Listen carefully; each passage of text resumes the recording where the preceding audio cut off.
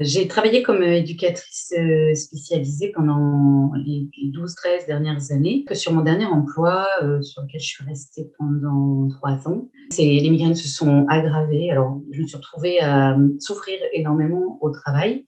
Mon travail d'éducatrice spécialisée se faisait en plus dans la rue. On avait peut-être 1 ou 2 réunions par semaine au bureau, mais tout le reste se passait dans la rue ou chez des gens, et donc il fallait être en mouvement en permanence, en extérieur. En fait, j'avais un potentiel de déclencheur hyper fort en permanence dans mon travail. Je pense que ça, voilà, ça m'a fait un petit peu décliner avec la maladie. J'étais arrivée à un point de non-retour. J'étais moins efficace au travail, et moi j'étais moins bien dans ma vie tous les jours. Je rentrais très fatiguée, etc.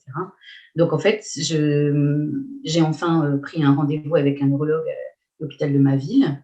Et là, en fait, ça a été le déclenchement de 2 années là, qui viennent de s'écouler, de vrais changements professionnels. J'avais le sentiment de quelqu'un qui allait m'accompagner quelque temps. Et en fait, ça m'a vraiment fait prendre conscience que j'avais une maladie, et que j'allais devoir m'en occuper vraiment. Il s'avère que malheureusement, la première année qui a suivi, j'ai donc réexpérimenté les 3 traitements de fond classiques pour la migraine, et aucun d'eux n'a fonctionné. C'est mes collègues qui m'ont dit: «Mais là, enfin, ça va trop loin. Enfin, tu viens, tu es dans un état lamentable, tu es une vraie loque. Tu as des yeux qui ressemblent plus à rien, tu as l'air épuisé en permanence. Nous, on ne peut pas te voir continuer comme ça.» Et j'ai contacté mon neurologue qui m'avait déjà proposé une hospitalisation, et j'ai accepté de me faire hospitaliser une semaine pour casser cet état de mal migraineux. Et là, en 2023, je me sens complètement dans une nouvelle ère qu'il y a 1 an ou 10 ans, jamais, jamais je n'aurais envisagé.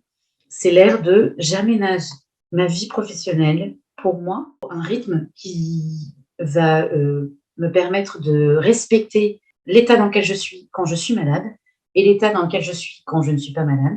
Ça n'a pas impacté mes études donc. J'ai pu avoir mes diplômes de licence et de master et puis, débuter dans la vie professionnelle dans le domaine, de la traduction et c'est là que, mes migraines ont commencé à devenir sévères, et chroniques. Donc, j'arrivais plus à tenir, au travail plus de 3 mois.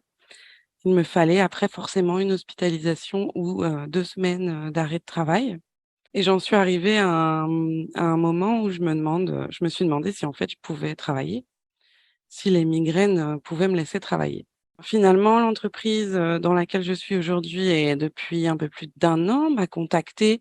C'est un peu tombé du ciel, comme un cadeau. C'est le recruteur qui chassait, des potentiels nouveaux employés qui m'a appelée et du coup, moi, je lui ai fait part, en fait, de mes inquiétudes directement et donc j'ai parlé plus d'1 heure au téléphone avec le recruteur qui a bien écouté toutes mes remarques et cetera, qui est revenu vers moi derrière en me rassurant sur plusieurs aspects et je n'ai eu qu'un seul arrêt pour migraine sur cette année. Ce qui fait que ça fonctionne, c'est donc l'écoute, de l'employeur. On en reparle, j'en reparle juste après. La transparence, je pense que j'ai eue auprès d'eux. Le fait que mon contrat soit flexible. En fait, il s'agit de ce qu'on appelle un forfait jour. Donc on est payé, à la journée travaillée et c'est pas du tout à l'heure. Ça m'a permis de rompre ces crises qui mènent à des arrêts de travail. Cette année, j'ai réussi à les rompre par moi-même, en fait, sans arrêt de travail et ça, je pensais même pas que c'était possible. Mon histoire vous montre bien que d'un an à l'autre et ben, tout peut changer. On peut, être au fond, du tunnel, au fond du puits et remonter. Donc ne perdez pas espoir.